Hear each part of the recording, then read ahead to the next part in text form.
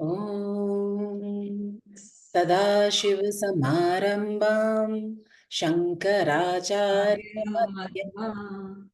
Asmadacharya Paryantam Vande Guru Guru Parampara. Parampara Om Sahana Bhavatu Sahanau Bhunaktu Saha Viryam Karavavahe Tejasvinavadhitam Tamastu Ma Vidvishavahai Om Shanti Shanti Shanti Vasudevendra Yogi Yogindram Tattva Gyana Jnanam Mukshurangita Pitarthaya Tattva Svabhuti Bodhi Shri Gurubhyo Namaha.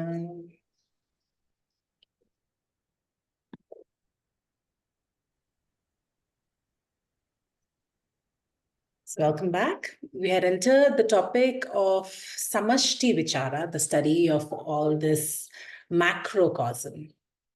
And similar to the Vyashti, it is a mixture of Atma and Anatma, the consciousness principle and the inert principle. There is only one independent, eternal reality, Brahman, which is Satyam, and there is a dependent entity, Maya.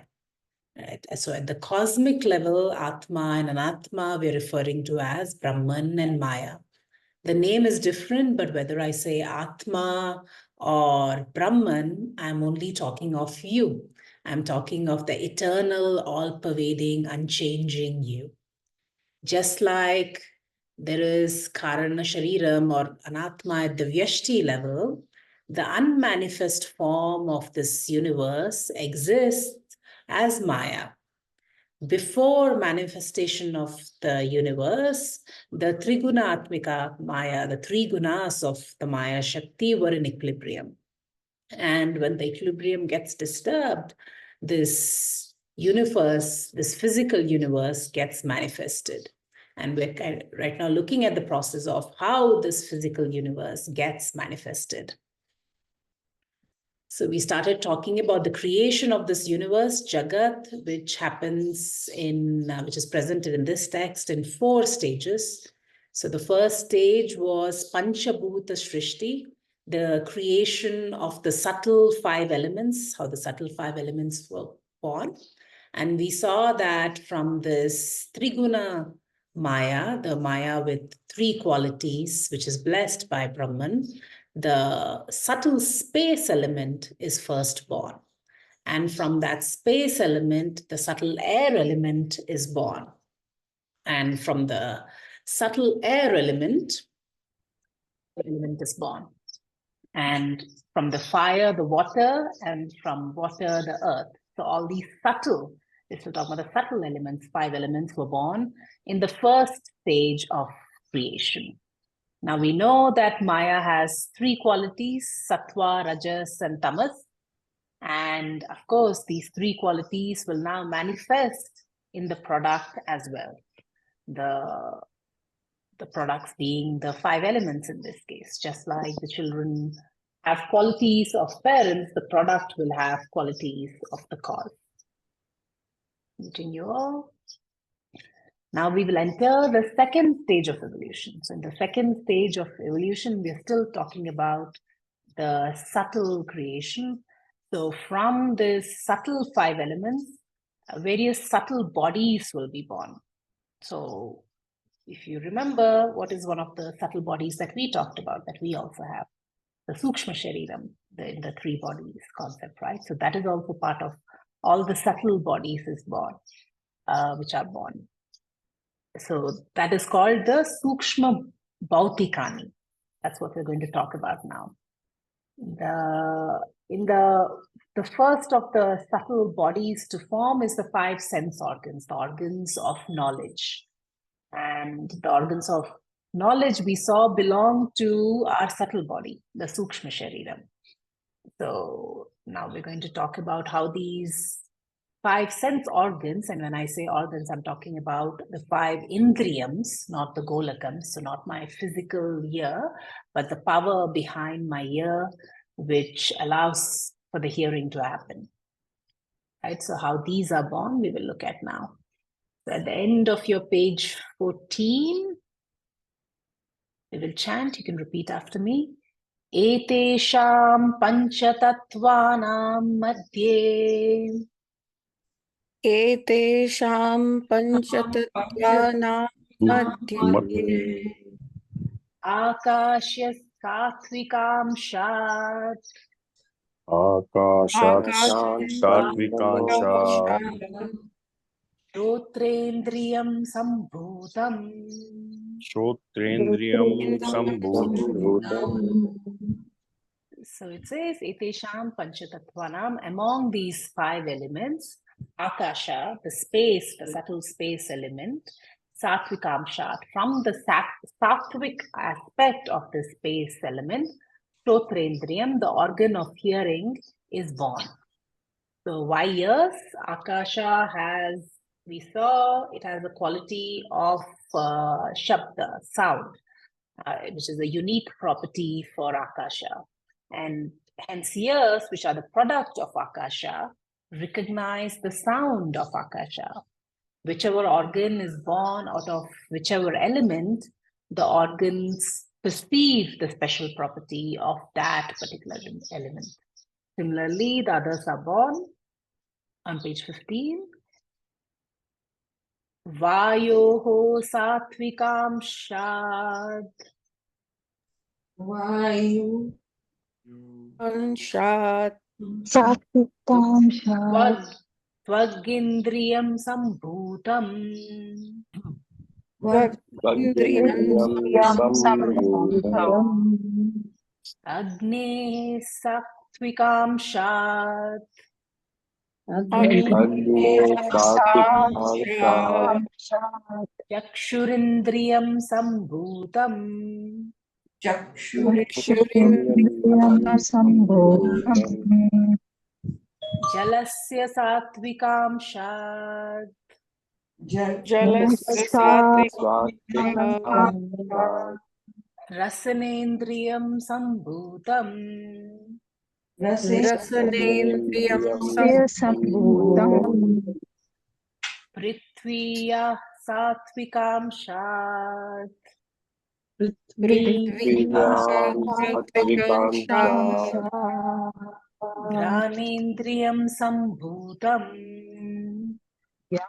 ज्ञानेन्द्रियं सम्भूतं Etesham panchatattvanam एतेषां पञ्चतत्त्वानां Samashti sattvikamshat Samashti सात्विकांशात् Mano buddhi ahankara chittanta मनो नो बुद्धिरहङ्कारचित्तान्तः Karanani sambhutam करणानि सम्भूतम् Sankalpa vikalpa atmika manaha सङ्कल्पविकल्प आत्मिकः Nishchayatmika buddhihi निश्चयात्मिका बुद्धिः Ahankarartha ahankaraha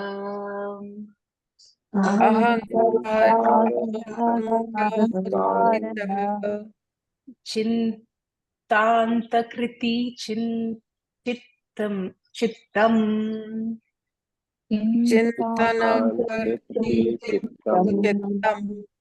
Manaso devata chandramaha मनसो देवता चन्द्रमा Buddhehe Brahma बुद्धेः Brahma Ahankarasya Rudraha अहङ्कारः Chittasya Vasudevaha Chittasya Vasudevah. Thank you. Right, so we're talking about how all the subtle five elements are born. So from Akasha, we said the ears, the organ of hearing was born. So then it says Vayu Satvikamsha. From the sattvic aspect of Vayu, the air element, Tvagindriyam, the organ of touch, is born. Right? So we saw that the special quality of air, the subtle air element, was touch. You can, it has the first quality of, you can hear the air element and you can also feel the air element. So the organ of perception of touch is born from this air element. Then it says from the sattvic aspect of Agni, the fire element, from the sattvic aspect of that, Chakshurindriyam, the organ of sight, is born. So we saw that fire has the special quality of rupam, of shape. It can additionally be seen in addition to being heard and felt, right? So the organ of sight, which has the property of taking in this form, that is born from the sattvic aspect of the fire element. And then the sattvic aspect of jalam, the water element, rasanendriya samrutam, the organ of perception of taste, is born, which is the special quality of water, as we know. And finally, from the sattvic aspect of earth, Prithvi, Granendriyam, the sense perception of smell, is born. So, and of course, this perception of smell being the special quality of water. Water has taste. Only water has, only earth has this, is what gives taste to everything, right? So for this, this organ of smell is born from there. So, sorry, I mixed up the last two. So jalam has the special quality of taste. So from that, the organ of tasting is born. And earth has the special quality of smell. And from that, the organ of smelling is born, right? So what is left now? These are all, we are still talking about our subtle body. So our subtle body has the five organs of knowledge. Additionally, what else does our subtle body have? If you remember, it also has our antakarna, the creation of this mind and buddhi and all is now being talked about.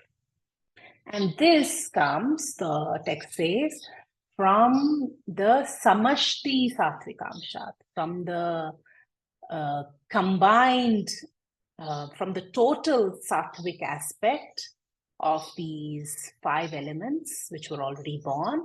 From this, the antakarna, our inner instrument, is born. And what is this inner instrument? It is manaha, the mind, buddhihi, the intellect, ankara, the ego or the sense of I-ness, and chitta, the memory. So this together, these four together are called the antakarna, the inner instrument. And these are born from the collective, the combined sattvic aspect of the subtle five elements. And mind is born, it says, out of the sattvic guna of all the five elements. It's obvious because the mind needs to coordinate with all the five sense organs. So as the coordinator, it does not only need, it needs to collect from each of these sense organs, and it needs to also be able to coordinate between all these organs. Or the eyes won't see the car which the ears hear coming, right? So it needs to be able to coordinate between all the sense organs also. The author says, Etesham panchatattvanam savasti sattvikamshat. So from the total sattva taken from the 5 elements, the inner instrument called Antakaranam is born. So it's just one instrument which is known by 5 functional names. And what's the function of each of these? We looked at it briefly, but here a description is also given. The Sankalpa Vikalpa Sankalpa Vikalpa Kalpatmikam Manaha. So the mind does the Sankalpa Vikalpa function, which is the doubting or oscillating or wavering function. And Buddhi is Nishchayatmika Buddhi, which means the deciding faculty. So you see a flower, a very nice flower in a restaurant on your table, and you wonder, is this a real flower or a plastic flower? That's the function of your mind.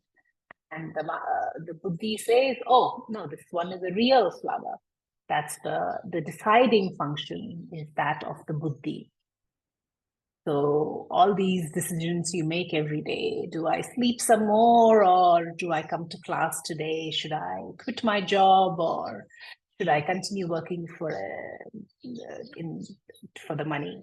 Or do I take this road, or do I take that road? All this wavering, oscillating function of the mind is a function of the mind, and coming to a decision is the function of the Buddhi. So this deliberate inquiry that you are doing right now into who I am is a function of your Buddhi. You're listening to my words through your Jnanendriyas, your organs of knowledge. You're processing them, and that's the function of Buddhi. And what is Ahankara? Ahankarartha Ahankara, this sense of I-ness. I am the doer, by which I identify with this mind and body. We don't say the body has pain, you say I have pain. You don't say the mind is experiencing some disturbance, you say I am disturbed. You say I have a great voice, or I'm very intelligent, identifying with the Buddhi. So this sense of I-ness, the strong sense of I-ness associating with all these anatma, that's ahankara. And finally, chittam, chinta kritam chittam. So the memory faculty, the recollecting ability is all chittam. This includes your subconscious also. There are a lot of things we might not consciously know, but we know them. We sometimes call it intuition. So that's all part of the subconscious. So chitta includes all that. So these 4 functional aspects together make up the antakarna, the inner instrument. So, and each of these organs has a presiding deity, which represents, we saw the total power, which we call Devata. So the text says, Manaso Devata Chandrama, moon. The presiding deity of the mind is the moon. I don't know if some of you have observed this. Of course, in our culture, we have many sayings about what happens at Amavasya, different points of the moon. You would notice, especially if you stay in a place like an ashram with many people where you're doing a lot of yogic practices, you will be more subtle to these kind of changes. You will notice a lot of people around full moon will suddenly say, oh, I did not sleep too well last night. I don't know if I gave you this example before, but I love this because when I worked in e-commerce, I had one of my colleagues who was a data scientist. He was referring to this study. We always have these theories in e-commerce about, when are people trying to buy more? Is it because it's the first of the month and it's salary day? Are people buying less because it's end of the month and they've run out of money? things like that. We're always trying to figure out these things in marketing, right? So he tried to map it out with the days of the Gregorian calendar, and we couldn't find any correlations. Because he's also into yoga, he had this idea to map it out with the moon calendar. So he did that, and he found that the majority of the cancellations and returns that were coming in was from orders placed on full moon, because people tend to be more impulsive around the full moon, right? So if you observe, you will observe that there are certain vasanas which come up at different phases of the moon. Of course, the moon has capacity to affect these big tidal waves, and we are 3/4 water finally. So of course, it has the capacity to affect our mind as well. This is all digressing a slight bit, but this is an area of huge interest to me, similar to the moon cycle. I also study and mentor women about the menstrual cycle. So there is also an internal cycle that women have, which bring out different vasanas at different periods of your cycle. So it's all, for me personally, it's a very fascinating topic. So anyway, so that is all just to say that the presiding deity of the mind is called the moon for a particular reason.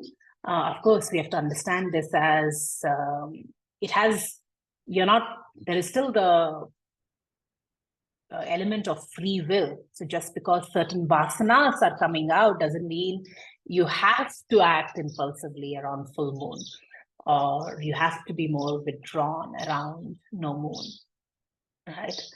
So it just means a particular tendency is coming out, and if you become aware of what is the vasana which is at play, and you can then use your free will to actually act in a much better way.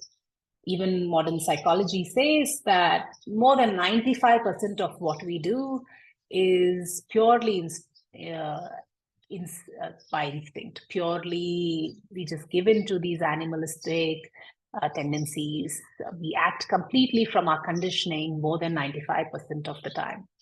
And we're not even aware of it.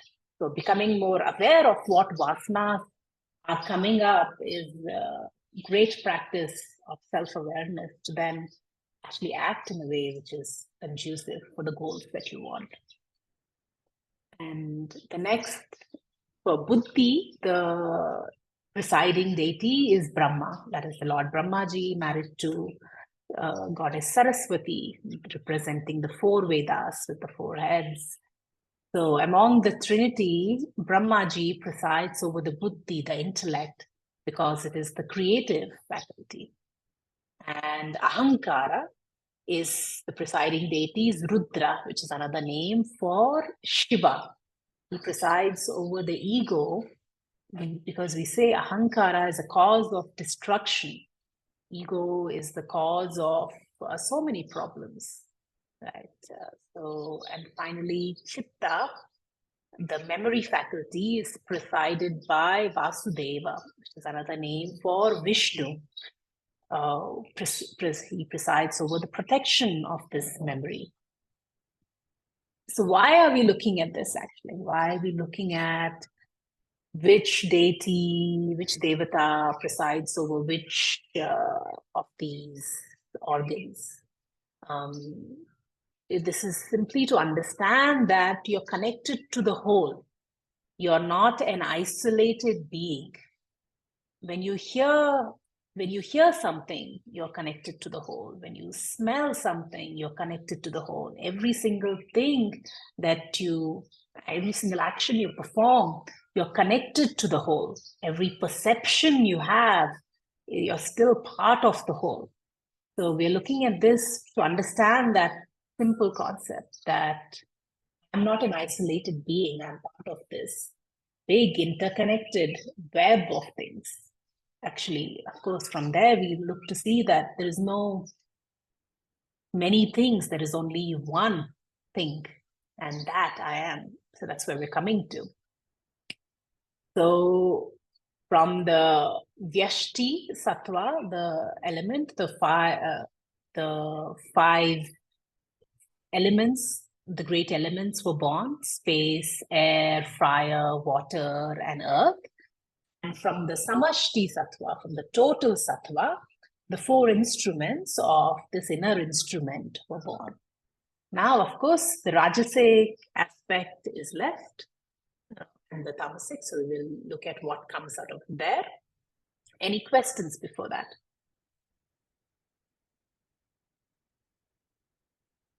Okay. So page 16, third line. Etesham panchatattvanam madhye एतेषां पञ्चतत्त्वानां मध्ये akashyasrajasamshat आकाशस्य राजसांशात् vagindriyam sambhutam वागीन्द्रियं सम्भूतं vayoho rajasamshat वायोः राजसांशात् panindriyam sambhutam इन्द्रियं सम्भूतं vahne rajasamshat वह्ने राजसांशात् padendriyam sambhutam आदेन्द्रियं सम्भूतं jalasya rajasamshat जलस्य राजसांशात् upastendriyam sambhutam उपस्थेन्द्रियं सम्भूतं prithivya rajasamshat पृथिव्या राजसांशात् udendriyam sambhutam उगुदेन्द्रियं सम्भूतं etesham samasti rajasamshat एतेषां समष्टिराजसांशात् राजसांशात् pancha prana sambhutah. पञ्चप्राणाः सम्भूताः Thank you. A lot of chanting today. This text is a bit elaborate, but yeah. But what it's saying is pretty simple, which is why we're going through it fairly quickly. So from the Rajasic part of the five elements, Rajas, we know, stands for activity, the quality of activity. The Karmendriyams, the organs of action, are born. And from the Rajasic aspect of Akasha, the organ of speech is born. From the Rajasic aspect of air, the organ of grasping that we call hands are born. From the Rajasic aspect of Vahini, which is another name for fire or Agni, the organ of locomotion, legs, are born.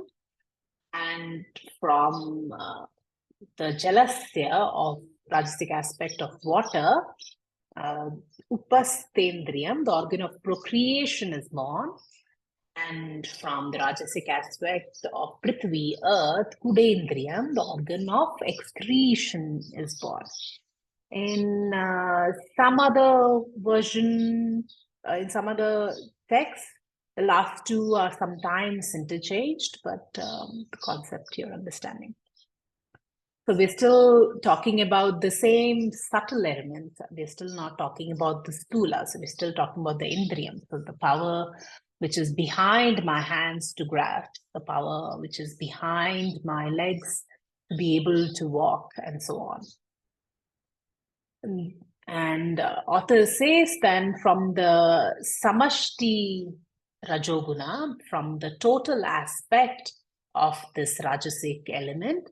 Prana, the Pancha Prana, is born, which we saw again that the Pancha Prana belongs to our subtle body. And it is the functional classifications of prana you already know. It's not mentioned again in this text, which is prana, respiration, apana, excretion, dhyana, circulation, samana, digestion, udana, the emergency evacuation system. So, of course, this pancha prana is what coordinates between all your organs of action, and it makes sense that it's born from the samashti rajasic element. So now we have the 5 subtle elements which came first, and then came the 5 jnanendriyams, the 4 antakarna, the 5 karmendriyams, the pancha prana, and now if you're keeping up with the math, the total of this is 24. Right, so the 19 elements of the subtle body and the 5 elements, great elements, together are 24. And that is the Chaturvimsati Tattvam we spoke of when introducing this chapter. The 24 Tattvams, if you hear of, refers to this. This is what the entire creation is made of. So the Chaturvimsati Tattvam, these 24 tattvams, simply refers to the creation. So this completes the second stage of evolution, where the subtle 5 elements produce the various subtle bodies. Now the process of how this tangible world came to be will be talked about. This is the third stage of evolution. Any questions?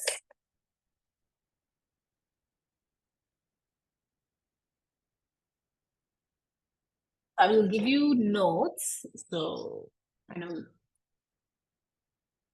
we've gone through it a bit fast, but I'll give you notes so you know what came from where and so on. And I don't know if some of you are wondering if why are we talking about creation, right? So this is to answer some of you might have these questions, some of you might not have these questions. A lot of these people seek these answers through science and somewhere else. But many people do have this thirst to know, how did this creation really come to be? And you will see that this, while this seems a bit technical, it ties together somewhere later. It's of course meant to satisfy your curiosity about what is this world we see. Sometimes we need to fully understand this world that we perceive, all this duality that we perceive, in order to be able to transcend it.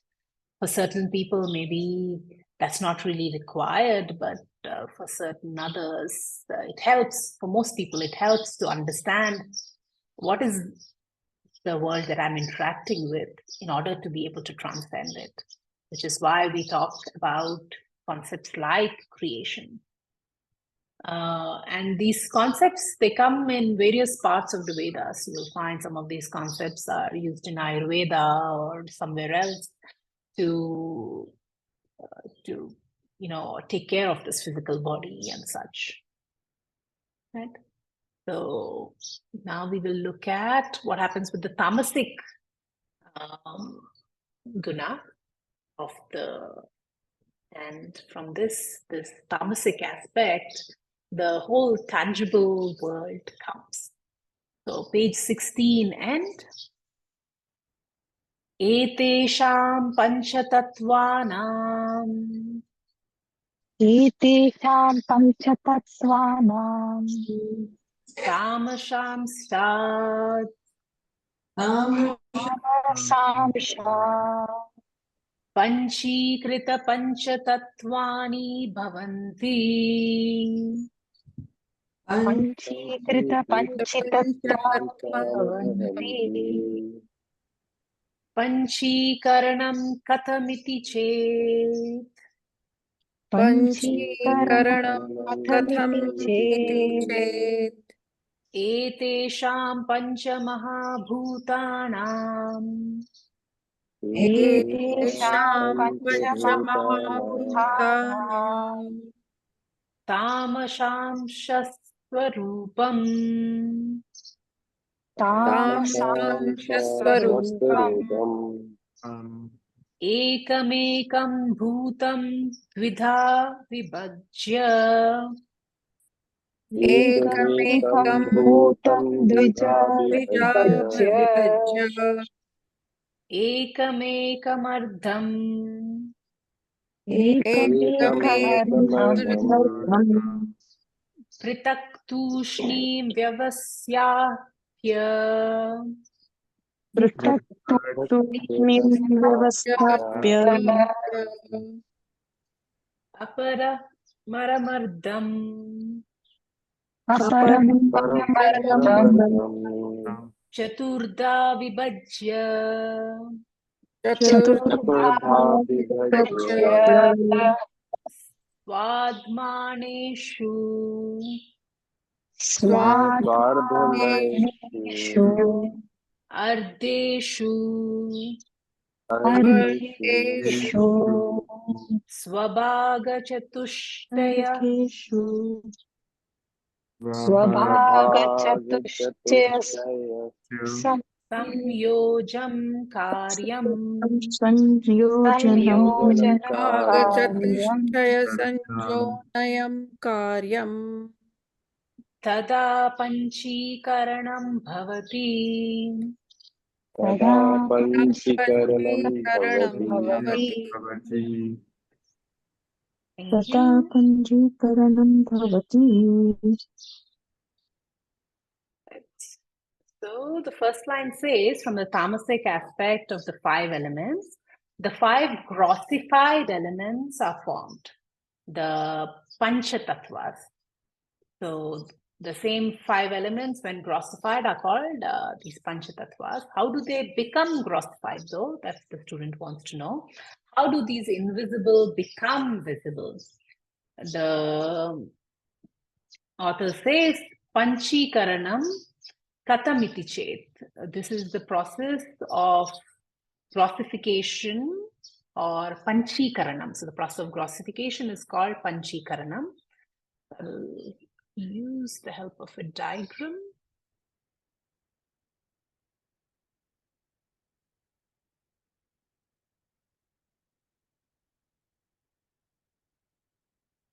Right.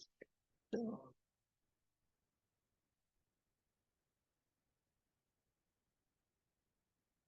this I'll provide you with, all this. So this is what we already talked about, how from 5 elements came first, and from the sattvic aspect, your 5 sense organs came, and from your samashti sattvic aspect, your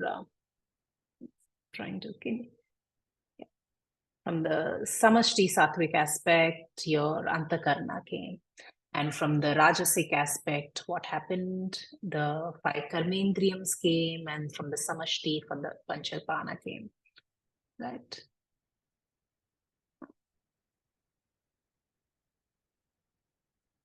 And the deities that we already talked about. And now we're coming to how this Panchikritam happened. Okay, so now we're at the tamasic guna, what comes from the tamasic guna. So we have, of course, the 5 elements, space, air, fire, water, earth. In there, we call this the tan mantras in their original form, in their undiluted, subtle form. So the text says, Ekam ekam bhutam dvidida vibhajya. So each of these elements, imagine, it splits into 2. So of course, we're talking about the tamasic aspect of each of these elements. Say splits into 2. And then the line says 1/2 remains intact. Nothing happens to 1/2, so the blackened part stays as it is, which is 1/2. And the other half of what is left gets further divided into 4 equal parts. All right. So this is the total space element. It got first divided into half, and then the other half got divided into 4 more elements. Then what happens is the half of Akasha, which got remained intact, and each of these, can you see my cursor when I'm moving? Yes, we can. Yeah, Okay. we can. So each Akasha remains intact, and to this 1/8 of air element, which was there, got added. 1/8 of this fire element got added. 1/8 of the water element got added, and 1/8 of earth element got added. And this is the grossified space element. So the grossified space element is half the subtle space element, and 1/8 one of these other subtle elements. And similarly, the grossified air element is born. The grossified air element has 1/2 of the subtle air element and 1/8 of each of the other 4 subtle elements. So when these come together, they make the grossified air. And similarly for fire, it contains half the subtle fire element and 1/8 of the other 4 subtle elements. Do you understand?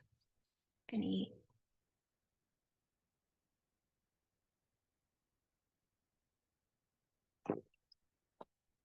Is this diagram? Please, could you Yeah, put this is it on the group so we can even yeah. look at it I'll later? definitely put it on the group, but if you don't understand it right now, please ask me and Yes, I'll explain yes. it again. All right. So this is the process of how the subtle became gross. Each step is clear. The first step is nothing. It says this is just the tanmatras, the subtle 5 elements as they are before anything happens. This is just them in their subtle form. In the next step, we're dividing them into half. Right? And the third step, we're saying 1/2, nothing happens. They just stay as it is. And the other half, they get further divided into 4 parts. And then the grossification stage, what happens is these 1/2 of the subtle gets added to 1/8 of the other elements.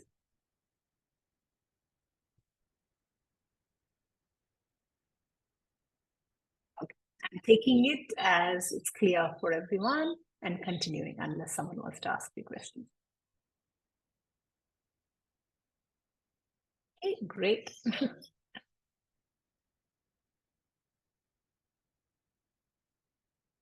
I think the diagram helps. It's a bit complicated without the diagram.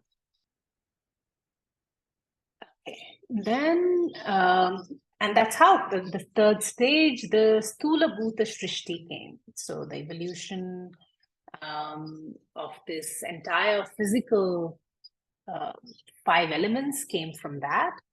And the 4th stage, the final stage, is from the physical 5 elements, this entire creation came to be. So the entire creation being all the physical bodies that you see, including my physical body, your physical body, all these trees and buildings and mountains, all these physical things that we can perceive with our eyes, they all came from these physical 5 elements. So the entire creation is made from the same 5 elements, which is why, and this is also, this process is to understand that there is nothing that you see in this world which came from anything else.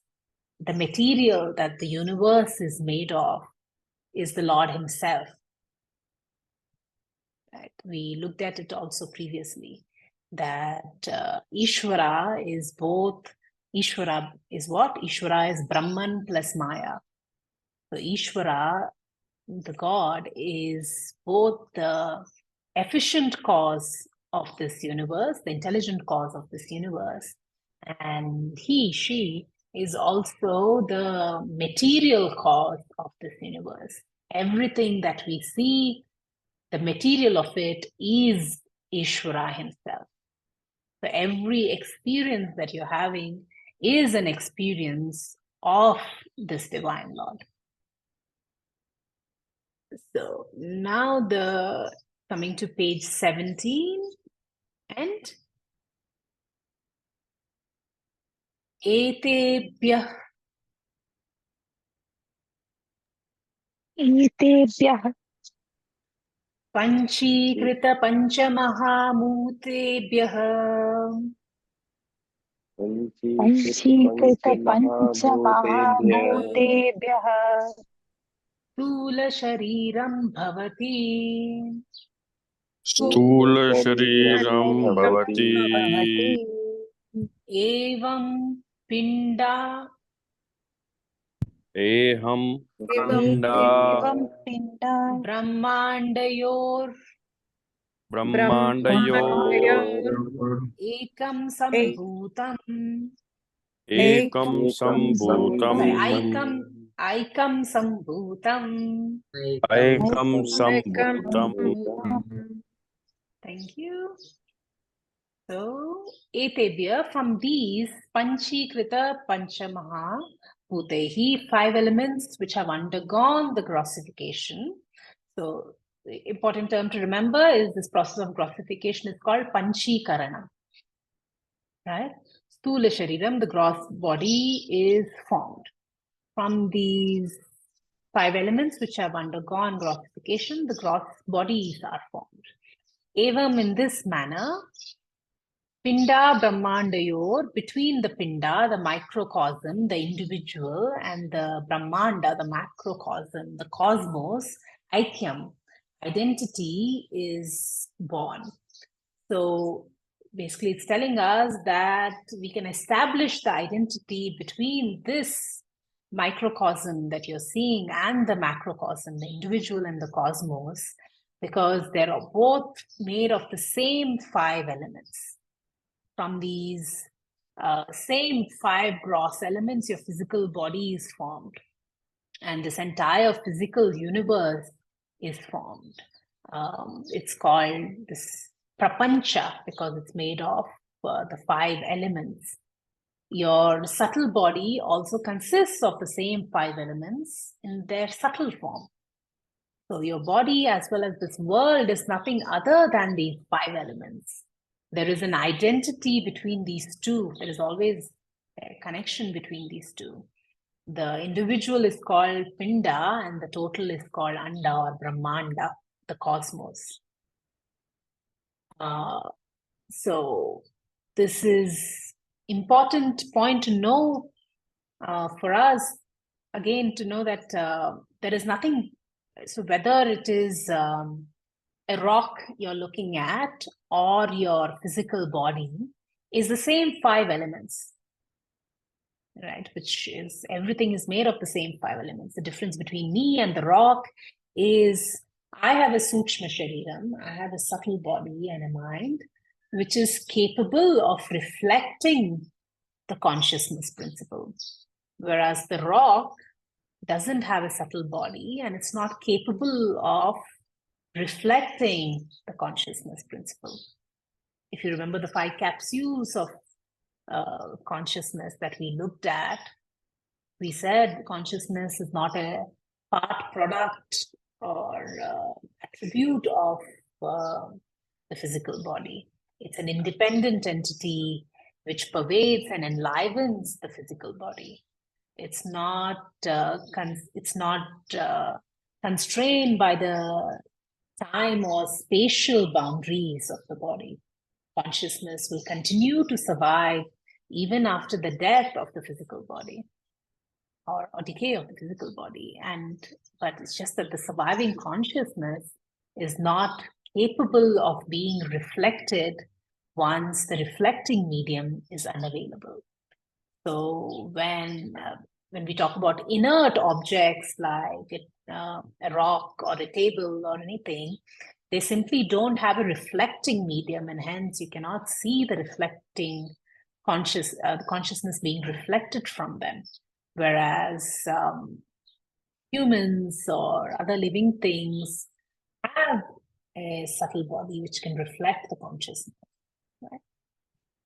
And of course, each of us is made of different proportions of sattva, rajas, and tamas. So an animal will have much more rajas than a plant, which is why it looks more, an animal looks more alive.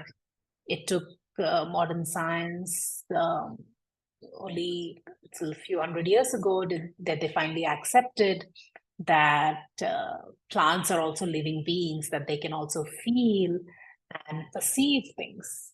But they do indeed perceive things. They do indeed reflect consciousness. They have less of this rajasic aspect than an animal body, so they seem less active, but they're also alive and sentient in a way.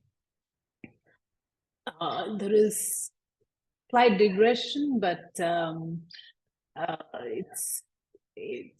they found that recently, recently, still the study is quite old, that if a woodcutter is walking through the forest with an axe, with an intention to go cut a tree, they found that the sensations in there is this kind of shrinking, fearful sort of sensation which goes through all the trees that he passes.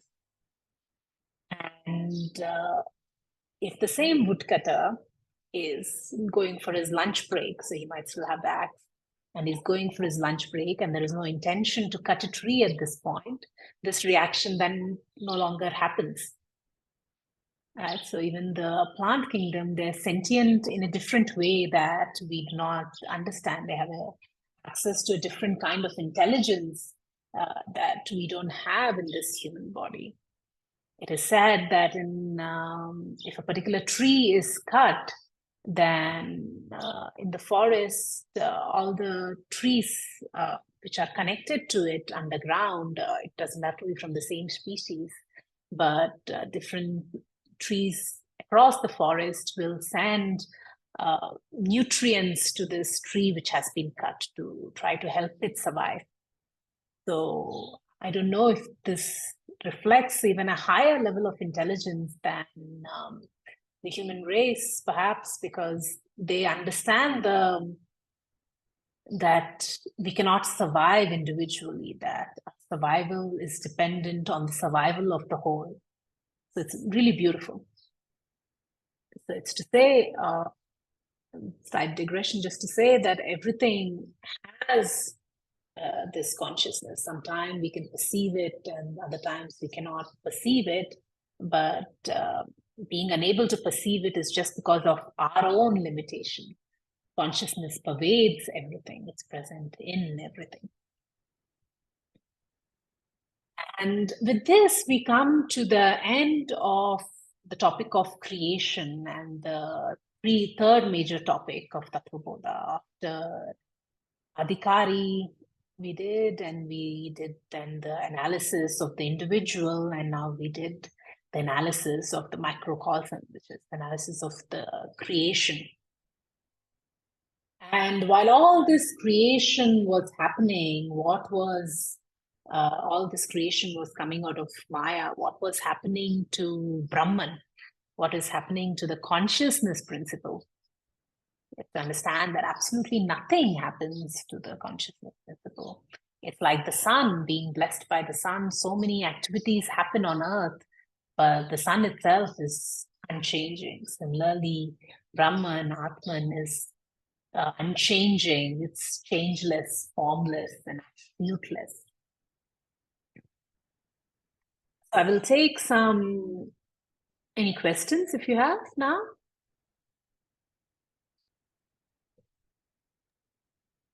Pandaji, can you just once repeat these 24 elements that was? So 5 subtle elements, 5 elements of sense, four parts of Antakarna, and 5 organs of action. And these Right. 5 gross elements. Sorry, I didn't quite catch all that. But yeah, you remember what is the subtle 5 elements? The Sukshma Shariram is the same subtle 5 elements. So your 5 Jnanendriyas, your 5 your 4 instruments of the Antakarna, which is mind, buddhi, ahankara, and chittam, right? So that's 9 there. Then your 5 organs of action and your 5 panchaprana. Plus your original 5 tanmantras, elements. So these make the 24. The gross 5 elements, we want name them or No, that's not coming in the original 24 Tattvam, because the gross 5 elements are also just coming from the subtle 5 elements. But do we identify them with something? As in, when we get the post-grossification after this Panchikarna, what we see is our body. Right. No, that's you. Then you see it. So first, the gross 5 elements come, and from those gross 5 elements, all the gross bodies come. That's the 4th stage. So, but yeah, we don't count them in the original 24. So it's just to say our body is made from the same tanmatras, the same 5 elements. And of course, we have a subtle part which comes from the other 24 tattvams. So these 24 tattvams can explain everything in creation. There is different combinations of these for everything in creation. So when you look at inert objects, right, like a rock, for example, it doesn't have it has some parts of these same grossified 5 elements, but it has more of the tamasic part, and the sattvic part is very less in a rock, so it doesn't have a full subtle body which can reflect the consciousness. So, but whether you look at inert or sentient objects in the universe, they're all coming from the same 24 tattvams. And of course, if you remember them, yeah. Yes, Shubhra. I ask a question. What are the references from Shastra for this Panchikaran process? I won't be able to tell you. I can check that for you. I don't know in Tattva Bodha where it's being referred to particularly, but it's mentioned, and creation is mentioned in various Upanishads. But I can, I don't know if it has one reference point. I think Rigveda should have it, but I don't have a definite answer to this. I'm just like speculating that it must be from Rigveda. The Tattva Bodha, of course, is a Prakaran Grantha. It must have come later. So it must have reference from Rigveda or something, which is the most, like the first Veda to come out. It's possibly mentioned in several of the Vedas. I can check that. I mean, I know several of the Upanishads we've done have mentioned creation. Tattva Bodha being a Prakarana Grantha, it doesn't necessarily directly quote one particular Vedic text, right? So it's also the knowledge of the Acharya, the consolidated knowledge of the Acharya from various Upanishads that they've put together in a consolidated form. So that's the whole purpose of a Prakarana Grantha, where the information might be spread out across a large area, they try to compress it and put it together in one place for us to kind of study it in the systematic manner. Salient points. So, yeah. Spandanaji, can I ask something? Yes, please go ahead. I'm going a little back when we were defining Atma, Avastatraya Sakshi. So I wanted to know in Karan Sharira Abhimani Atma Pradnya Ityuchyate. What does that Pradnya means?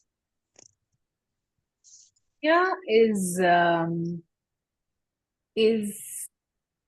the name of the deep sleep personality.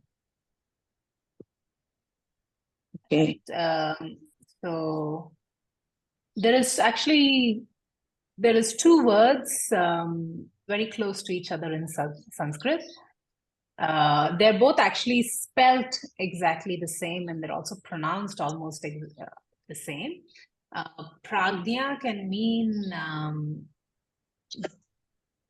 light or the knowledgeable one, and it can also mean pragnya can also mean completely ignorant,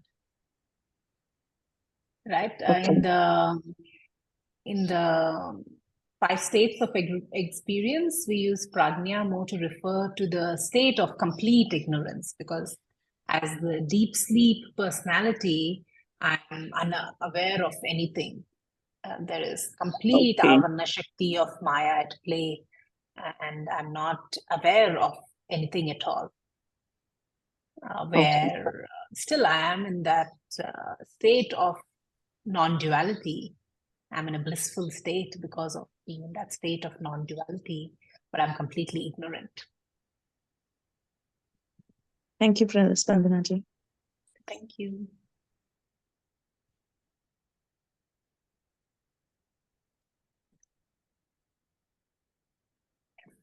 There's no other questions. We can end the class.